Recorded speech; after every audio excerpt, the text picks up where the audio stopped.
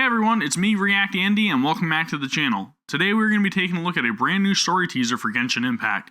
It's called The Solitary Pursuit of Lightning.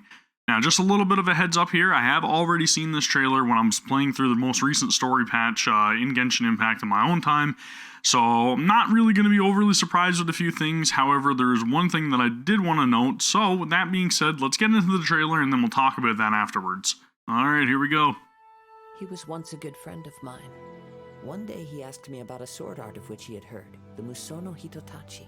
It's Kazuha speaking, just in case you're not aware. When divine punishment is administered. It is the pinnacle of the Raiden Shogun's skill, a symbol of ultimate power. But he replied, there must be one who can withstand it. There will always be those who dare to brave the lightning's glow. Then, the Vision Hunt decree arrived. People's aspirations were stripped away as the Raiden Shogun began to construct her ideal of eternity.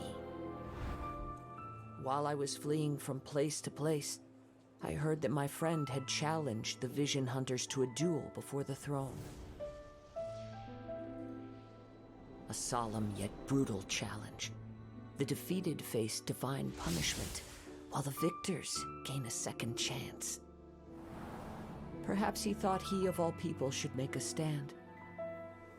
Coming face to face with the Musono Hitotachi was all that he truly desired, after all. When I arrived at Tenshukaku, the duel was over. I heard his sentence of divine punishment, his severed blade hitting the ground. Perhaps that was the glory he had yearned to witness. In his last moments, what expression was on his face? Before I knew it, I had stepped forward and snatched the dying vision and was running from the scene.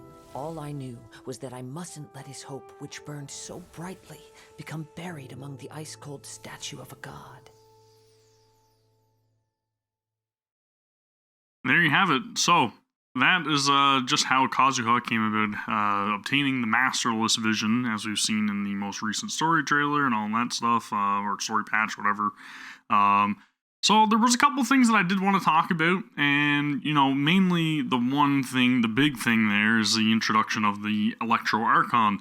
So there's been a couple of rumors going around about the Electro Archon and who she may be and all that stuff, but we finally actually got to get a little glimpse of her silhouette and everything here. Actually, you know what, I'm going to bring that back up on screen, so just give me 1 second. So the big thing that we want to talk about here is the Electro Archon, right? So the thing about the Electro Archon is that her design is very similar to that of another Electro character in MiHoYo's catalog, but from a different game. And at least, in my opinion, from what I can tell here, she's very similar to Raiden in Honkai Impact, or Mei, I guess, as you guys may also call her. So this character, I can't wait to learn a little bit more about her. Obviously, she's going to be a very big integral part of the Inazuma chapter and all that stuff. But one thing that I did want to make very clear here is that a lot of the Archons have been playable characters. So I know that they have went ahead and announced a couple of characters that were already going to be playable in the next upcoming patches. But I got a feeling that we may see this character as somebody that's going to have their own banner and everything. So we may be able to obtain her as well. So with that being said, that's why I'm going to be holding off on spending my primos on anybody else. I'm really going to want this character. It seems like she's going to be a blade wielder as well. Probably one-handed sword from what I can tell.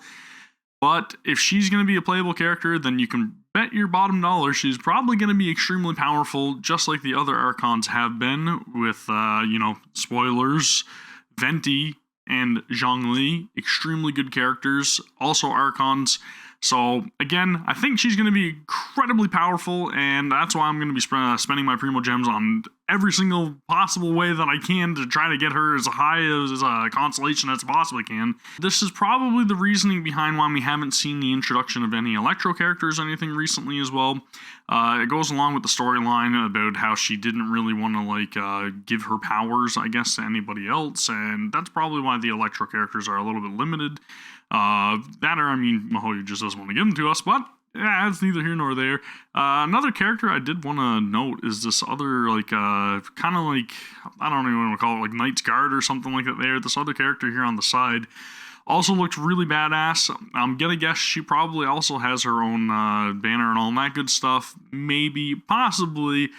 But these are going to be the characters that you're going to want to watch out for. I have no idea about their names or anything like that either. But again, mark my words, they will be available in the future. You can guarantee it. But yeah, that's pretty much going to do it for my lack of reaction, I guess, for this trailer and all that good stuff. Again, if you guys would like to see me play the game, you know, when I'm actually just playing through the story content and everything, let me know in the comments below, because I'll probably just upload some like gameplay footage or whatever. That being said, that's going to do it for the video. So again, appreciate y'all watching as always, and if you guys are interested in more Genshin Impact related content, please subscribe to the channel. Don't forget to like the video, because it also helps out big time. Really appreciate it. And we are again coming up very closely to 1,000 subscribers, so thank you. I'll see y'all for the next one. Take care. Peace.